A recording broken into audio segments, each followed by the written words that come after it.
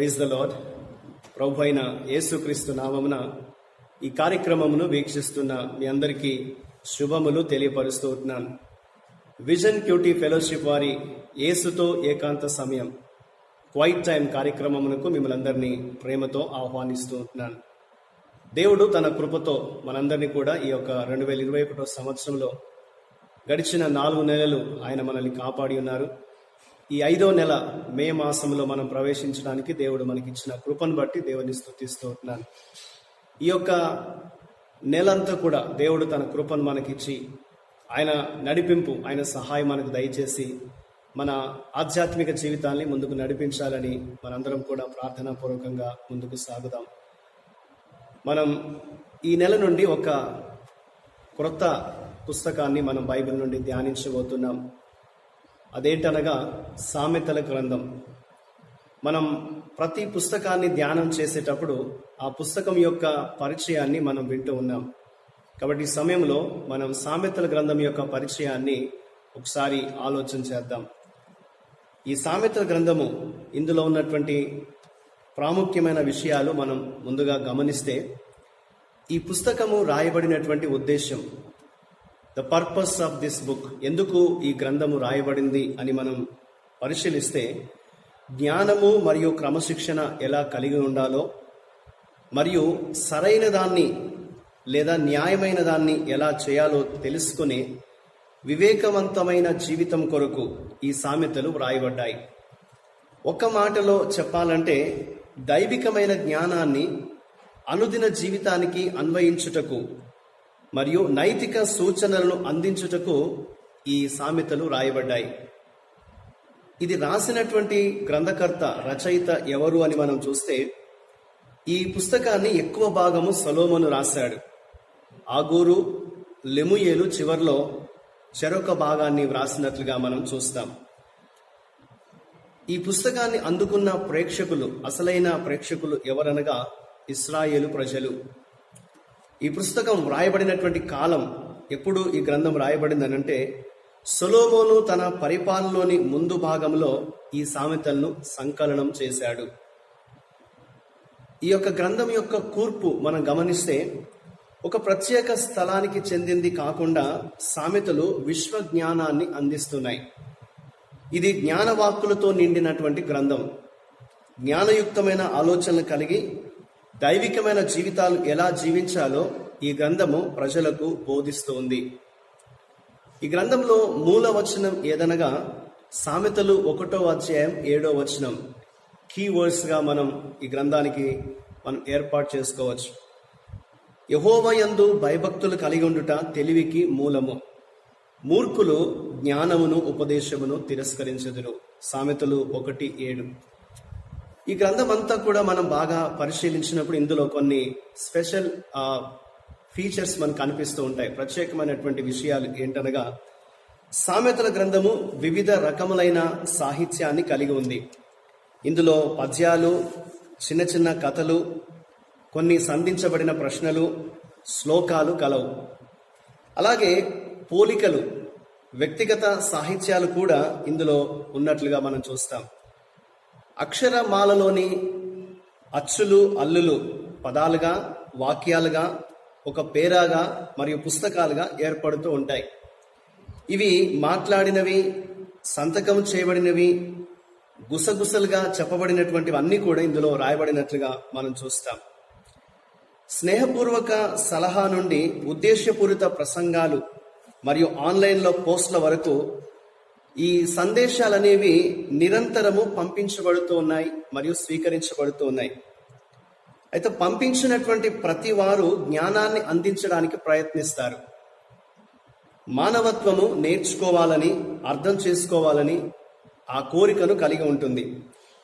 మన మనసు జంతువుల కంటే వేరుగా ఉంటుంది. మనం పరిశీలిస్తాం, భావాన్ని తెలుసుకుంటాం, సిద్ధాంతాన్ని ఏర్పాటు చేస్తాం, చర్చిస్తాం మరియు ప్రతిదాన్ని సైన్స్ నుండి అసాధారణమైన విషయాలన్నింటినీ గురించి వాదన చేస్తాం. అలాగే పాఠశాలలు, సంస్థలు, విశ్వవిద్యాలయాలు మనం ఏర్పాటు చేస్తూ ఉంటాం. అక్కడ నేర్చుకొనుటకు మనకు సహాయంగా అవన్నీ కూడా ఏర్పాటు చేయబడుతూ ఉంటాయి. జ్ఞానము మంచిది, కానీ జ్ఞానము కేవలం విషయాలు తెలుసుకొనుటకు మరియు తెలివికి అనగా ఆ విషయాలు అన్వయించుకొనుటకు మధ్య చాలా వ్యత్యాసం మనం గమనించగలం.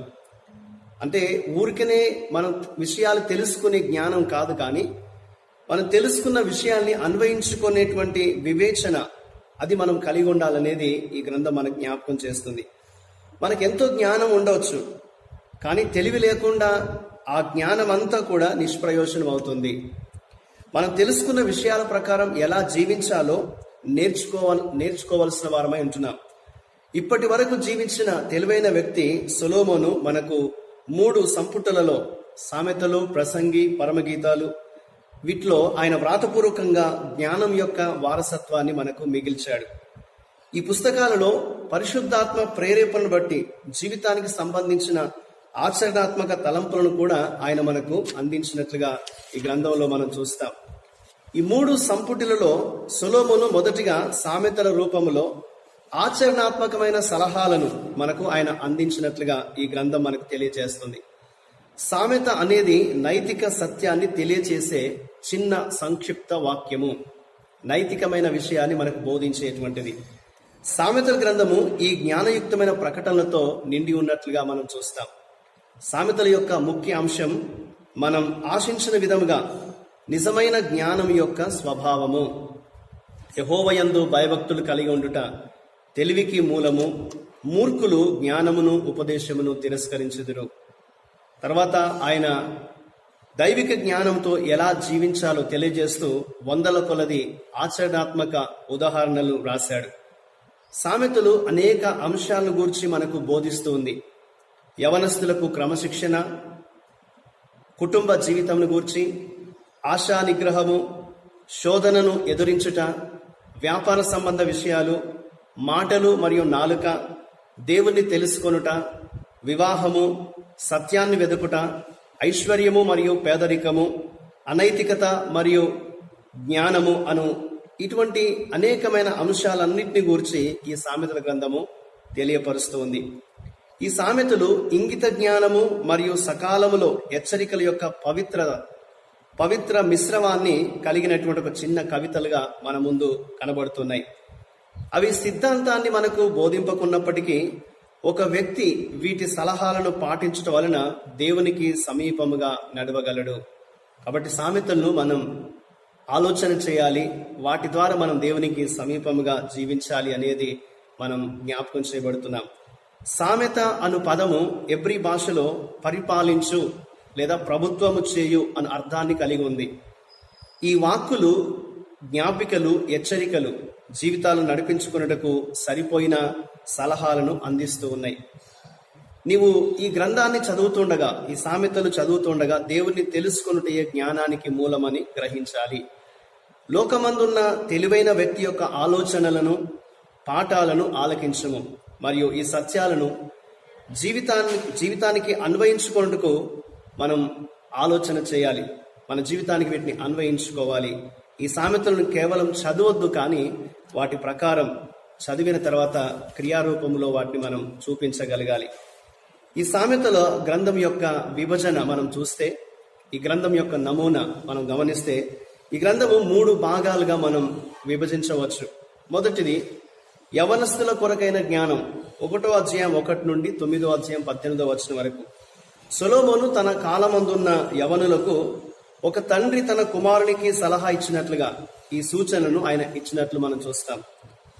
ఈ భాగమందలి అనేక సామెతలు యవనస్తులను ఉద్దేశించి వ్రాయబడినను అందులోని నియమము విశ్వాసులందరికీ, స్త్రీ పురుషులకు, చిన్నలకు మరియు పెద్దలకు అందరికీ సహకారంగా ఉంటూ ఉన్నాయి. ఎవరైనా ఎక్కువ జ్ఞానాన్ని కనుగొనాలని ఆశించి తమ ప్రయాణాన్ని ప్రారంభించేవారు ఈ మాటల ద్వారా గొప్ప మేలును పొందుకోగలుగుతారు. ఇక రెండవది అందరి కొరకైన జ్ఞానం, 10వ అధ్యాయం 1 నుండి 24వ అధ్యాయం 34వ వచనం వరకు.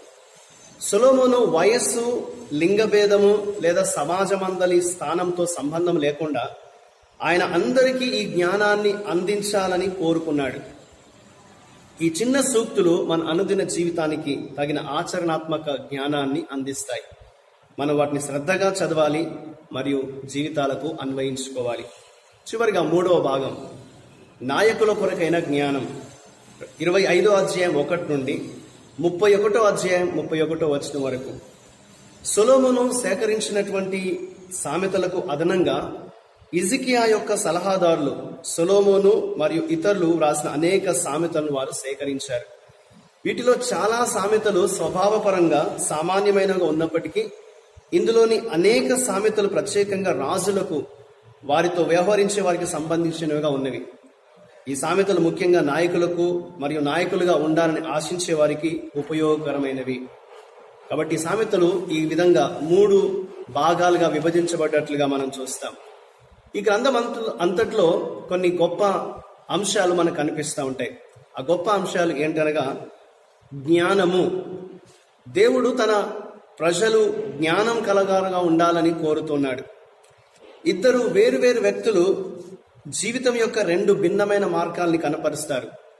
మూర్ఖుడు దుష్టుడుగా, మొండివాడుగా ఉంటాడు. ఇతను దేవుణ్ణి విసర్జించేవాడై ఉంటాడు. అయితే జ్ఞానం గలవాడు దేవుని తెలుసుకొనుటకు, ప్రేమించుటకు ఇష్టపడేవాడు, దేవుణ్ణి వెతికేవాడు. మనం దేవుని మార్గాన్ని ఎంచుకున్నప్పుడు ఆయన మనకు తప్పకుండా జ్ఞానాన్ని దయచేస్తాడు. ఆయన వాక్యమైన బైబిల్ను మనం మంచి జీవితాలు జీవించడానికి, మంచి సంబంధాలు కలిగి ఉండటానికి, సరైన నిర్ణయాలు చేసుకొనడానికి మనల్ని నడిపిస్తూ ఉంది. కాబట్టి బైబిల్ను మనం ఎల్లప్పుడూ కూడా చేపట్టాలి అనేది ఈ సామెతల గ్రంథం మనకు మరొకసారి జ్ఞాపకం చేస్తుంది. ఇక 2వ అంశం ఏమంటే సంబంధాలు. స్నేహితులతో, కుటుంబ సభ్యులతో, జత పని వారితో మన వ్యక్తిగత సంబంధమును అభివృద్ధి చేసుకున్నట్టుకు సామెతలు మనకు ఎంతో ఉపయోగపడతాయి, మంచి సలహాలు ఇస్తాయి. ప్రజలతో మనం సంబంధాన్ని కలిగి ఉండుటకు మనకు నిలకడ, తెలివి మరియు దేవుడిచ్చే జ్ఞానాన్ని వాడుకొనుటకు తగిన క్రమశిక్షణ అవసరమై ఉన్నది. ప్రతి సంబంధంలో మనం ప్రేమను, అంకిత భావాన్ని, ఉన్నతమైన నైతిక విలువలను చూపించాలి. అప్పుడే ఆ సంబంధాలు బలమైనవిగా, స్థిరంగా ఉంటూ ఉంటాయి. దేవుడు మనకిచ్చిన జ్ఞానం చొప్పున మనం ఇతరులతో సరిగ్గా వ్యవహరించినట్లయితే మన సంబంధాలు దెబ్బతింటాయి. ఇక 3వ అంశం ఏంటంటే మాటలు. మనం ఏం మాట్లాడతామో అది ఇతరుల పట్ల మనకున్న వైఖరిని తెలియచేస్తుంది. మనం ఎలా మాట్లాడుచున్నామో అనేది మనం వాస్తవంగా ఏమై ఉన్నామో తెలియచేస్తుంది. మన మాటల్లో జ్ఞానం కలిగి ఉండాలంటే మనం ఆశా నిగ్రహాన్ని ఉపయోగించాలి. మన మాటలు అదుపులో ఉంచుకోవాలి. మన మాటలు నిజాయితీగా, సరైన ఎంపికతో ఉండాలి. ఇక మరొక అంశం ఈ గ్రంథంలో మనకు కనిపించేది ఏంటంటే పని. మనం చేసే పనుల యొక్క తుది ఫలితాన్ని దేవుడే నియంత్రిస్తాడు.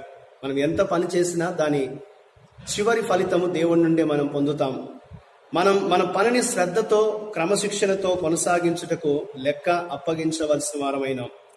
సోమరితనంతో మనం ఉండకూడదు, కానీ మనం ఎలా జీవిస్తున్నామో అనే దాన్ని గుర్తుపెట్టుకోవాలి. ఎందుకంటే దేవుడు మనల్ని పరిశీలిస్తాడు. మన ఉద్దేశాన్ని, మనం ఎలాగ మనం పని చేస్తున్నామో మనం అర్థం చేసుకోవాలి. మనం ఉద్దేశం కలిగి పని చేస్తే మన నైపుణ్యాలను ఉపయోగించట్లో ఎన్నడూ విశ్రమించుకోవద్దు. స్వయం తృప్తి అనేది కలిగి ఉండవద్దు.